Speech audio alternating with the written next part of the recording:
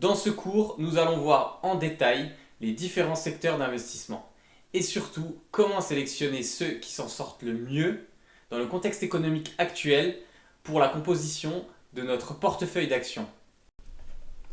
Au niveau de Finviz, dans l'onglet Groupe, on va retrouver ici nos différents secteurs d'investissement. Nous avons 11 secteurs différents et on va pouvoir analyser leurs performances en différentes périodes. Ici, on peut analyser l'évolution de nos secteurs en une journée, en un week-end ou en un mois. Mais lorsqu'on fait de l'investissement sur le long terme, nous allons analyser nos secteurs sur une plus longue durée. Par exemple, ici, year to date, et nous avons l'évolution des secteurs depuis le 1er janvier.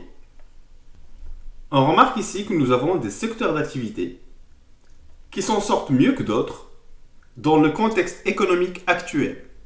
Et donc, si on veut faire de l'investissement de façon intelligente, les secteurs qui vont composer notre portefeuille seront principalement les secteurs qui performent le mieux.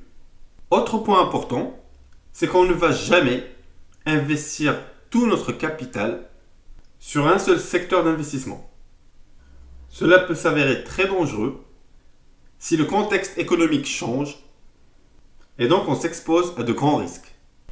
Et du coup, lorsqu'on veut bâtir un portefeuille solide, nos actions vont être réparties sur différents secteurs, mais principalement des secteurs en bonne santé et qui s'en sortent le mieux dans le contexte actuel. Lorsqu'on vient ici au niveau de la map Finviz, on retrouve ici l'ensemble des entreprises qui composent le SP500 réparties sur les différents secteurs d'investissement que nous avons vus précédemment. Nous avons 11 secteurs d'investissement différents. Première chose que nous remarquons au niveau de la map, c'est que nous avons des secteurs d'investissement qui sont plus grands que d'autres. Par exemple, si on compare le secteur technologie, on voit qu'au niveau de la map, il prend tout cet espace-là. Et si on le compare au secteur Basic Materials, on remarque qu'il prend un tout petit espace au niveau de la map. C'est normal, car la map que propose Finviz prend en considération la capitalisation boursière de chaque entreprise. Et donc on retrouve les plus grands market cap dans le secteur technologie, comme Microsoft et Apple.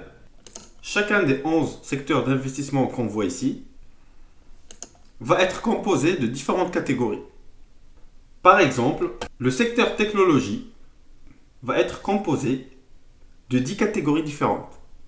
On retrouve ici la catégorie software infrastructure qui regroupe des compagnies comme Microsoft, Adobe ou Oracle.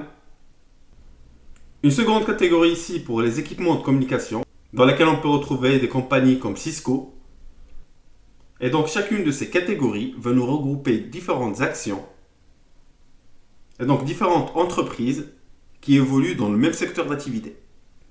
Nous avons ensuite le secteur d'investissement communication-service qui va être composé de 6 catégories différentes et dans lequel on va retrouver des entreprises comme Google, Facebook ou Netflix. Notre troisième secteur d'investissement, c'est consumer cyclical.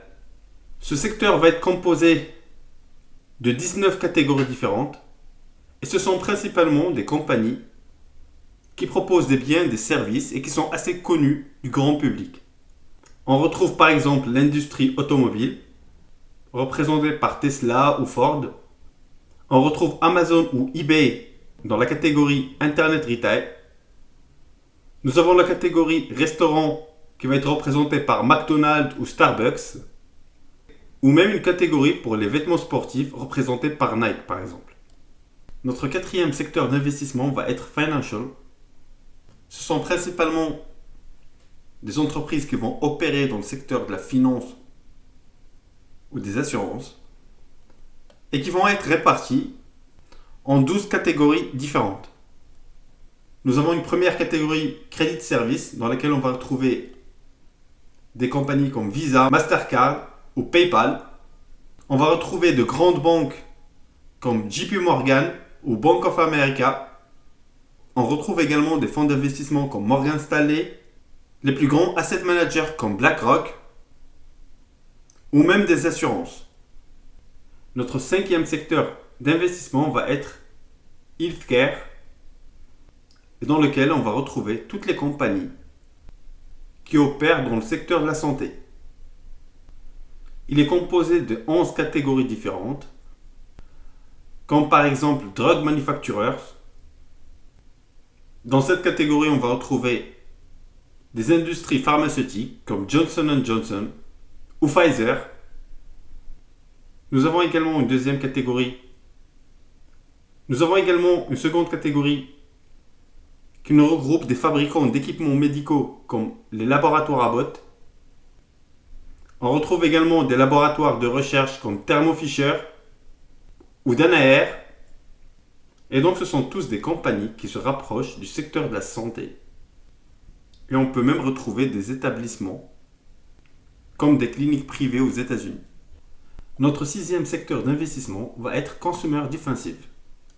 Ce secteur est composé de 11 catégories et il va nous regrouper toutes les entreprises qui vont proposer un bien ou un service qui va être destiné au consommateur final.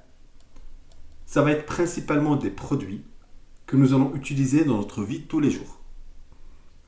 Comme un dentifrice Colgate par exemple. Nous allons avoir des catégories comme Discount Stores, dans lesquelles on va retrouver des compagnies de la grande distribution comme Walmart, Costco ou Target. C'est un peu l'équivalent en France de Carrefour, Leclerc ou Auchan. Nous allons retrouver également de l'agroalimentaire comme Mondelez par exemple. Une catégorie pour les boissons non alcoolisées, Coca-Cola ou Pepsi. Et même une catégorie pour le tabac. On retrouve des compagnies comme Philip Morris. Notre septième secteur d'investissement va être Industrials. Ce secteur est composé de 18 catégories différentes. Nous avons par exemple dans la catégorie Aerospace et Défense la compagnie Boeing qui fabrique des avions. Comme on peut trouver des fabricants d'engins de chantier comme Caterpillar et différentes industries manufacturières comme 3M ou General Electric. Notre huitième secteur d'investissement va être le secteur énergie. Il est composé de 5 catégories et ça va regrouper principalement les compagnies qui opèrent dans l'extraction du pétrole et du gaz. Des compagnies comme ExxonMobil par exemple. Le neuvième secteur d'investissement, c'est le secteur Real Estate. Il est composé de 8 catégories et ça va nous regrouper des compagnies qui évoluent dans le secteur de l'immobilier. On peut y retrouver des compagnies qui sont spécialisées dans le développement de complexes résidentiels et d'autres dans la construction de bâtiments industriels par exemple. Et notre dernier secteur d'investissement va être Basic Materials. Ce secteur est composé de 7 catégories et ça va concerner principalement des entreprises qui fabriquent des produits chimiques. On va retrouver également des entreprises qui fabriquent des matériaux de construction et d'autres qui vont être spécialisées dans la transformation de métaux comme l'acier, le cuivre et l'or. La map de Finviz elle nous permet d'avoir une idée sur la composition des différents secteurs d'investissement, le poids que représente chaque secteur donc dans l'économie américaine. Il est très important de comprendre les secteurs d'investissement, principalement pour éviter de bâtir son portefeuille avec des actions qui sont tous dans le même secteur. Au contraire, on va toujours essayer de répartir nos actions sur différents secteurs d'investissement. Nous allons voir cela plus en détail dans la suite de la formation. Et encore mieux, si les secteurs que nous avons sélectionnés s'en sortent très bien dans le contexte économique actuel, qui font les meilleures performances. Si vous avez apprécié le contenu de ce cours, je vous invite à visiter notre site internet luxembourg.com. Vous allez découvrir l'ensemble de notre programme de formation en ligne ou en présentiel. Pour rejoindre d'ici nos prochains webinaires, vous pouvez également vous inscrire à notre initiation gratuite au trading professionnel ou prendre rendez-vous avec nous pour un entretien individuel, définir ensemble votre profil de trader, mieux vous orienter et en profiter pour répondre à toutes vos questions. D'ici là, préparez bien vos questions et je vous dis à très bientôt.